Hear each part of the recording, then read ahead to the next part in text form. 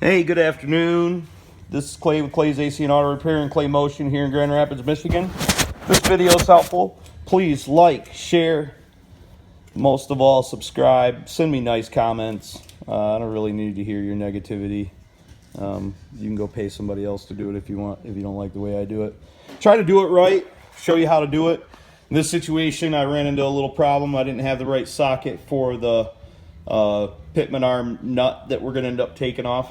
If you got a question or you want to reach out to me, you can do that on Facebook under Clay's AC and Auto Repair. So we got to change the power steering gearbox on this 2003 Nissan Xterra. That's probably going to be about the same for your Pathfinder and stuff like that. Obviously, first we removed the nut that was held on there. I believe it's 42 millimeter. I didn't have that. I used the 1 11/16 socket to take it off, but it was loose, and I ended up putting heat on it to get it off.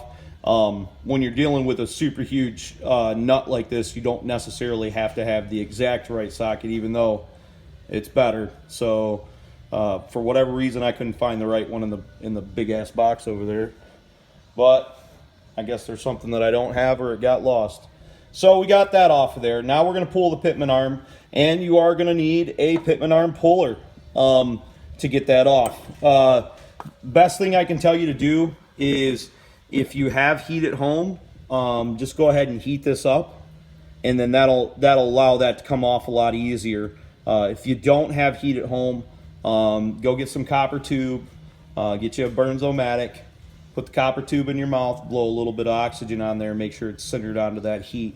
And that'll actually increase your flame temperature from about 200 degrees to about 500, maybe 550. Sorry, I don't have a copper tube here. I'd actually show you that procedure, but I probably will later on in another video. So what we're going to do is we're going to pull the pitman arm off. We're going to use an impact or an electric impact and pull that off of there, and hopefully that thing slides right off. Generally they don't. This is the hardest part of this job. And then I'm going to show you the sockets and stuff, or the proper wrench sizes and everything to take the lines off of it, and show you how to take the bolts out. But we're going to do this first. Okay, so we pulled the little pop tabs that hold the little skirting on. We're going to pull that out of our way, and we're going to use a 14 millimeter here and a 17 millimeter here, and we're going to remove these lines next, and then we'll go down and remove these bolts after that. I can't stress enough how important it is to use line wrenches on these. You do not want to strip these off. A couple dollars will save you a lot of agony in the future. I know that they're expensive, but they're good to have. They will come in useful. I actually bought, I've had this for several years, but that Craftsman set has served me very well over the years.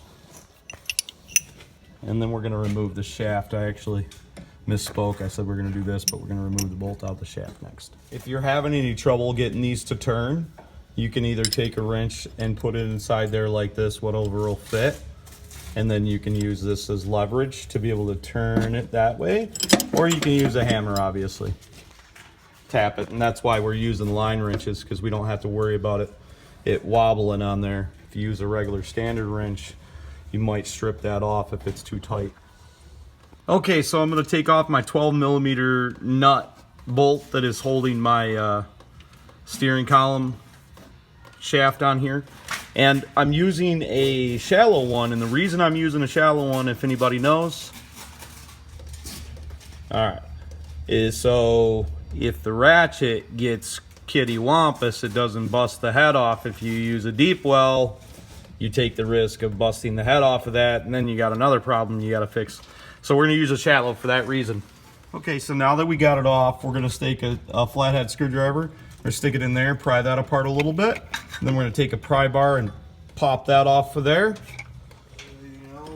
Okay, so now what we're going to do is we've obviously still got the spline on here, but we've got it loose, and we used our pry bar to pry it back a little bit. It will move a little bit there, but it probably won't come all the way off.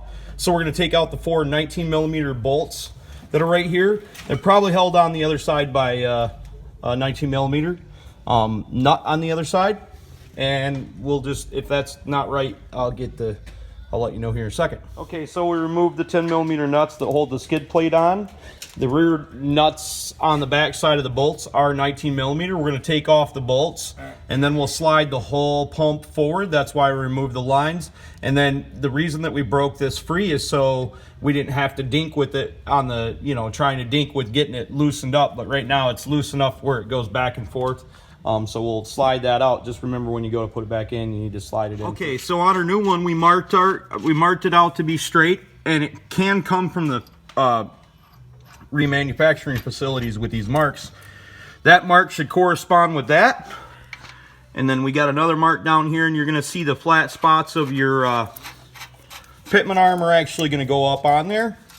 And we're just putting on the nuts. We're going to leave everything loose till we get everything together, because then that allows us a little bit of mobility and be able to move it to get the lines on, etc. So the last thing you're going to do pretty much is tighten up these 4 bolts.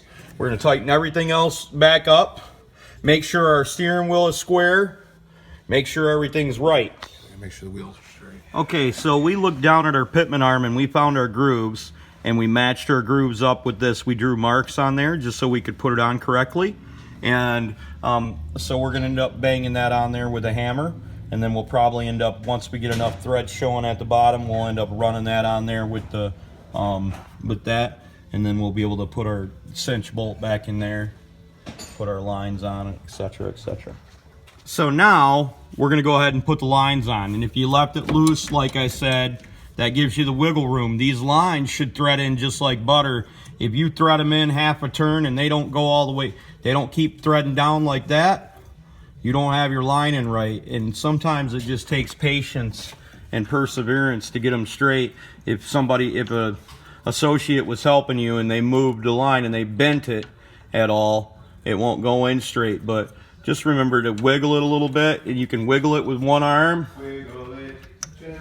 and you can get it to, you know, start and turn. Make sure your line turns on your hose here too. So we're gonna have to push that one down a little bit, and then we'll make sure that that's twist on the line like it's supposed to.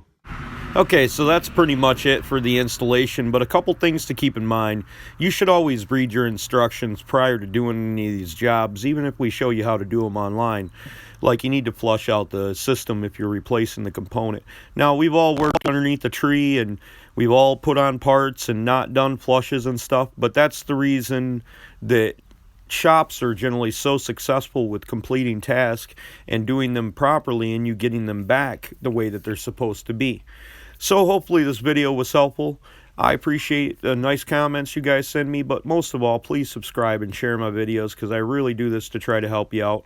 Have a great day. God bless. Don't be the next of them. Be the first of you. Remember, if anybody else can do it, you can too.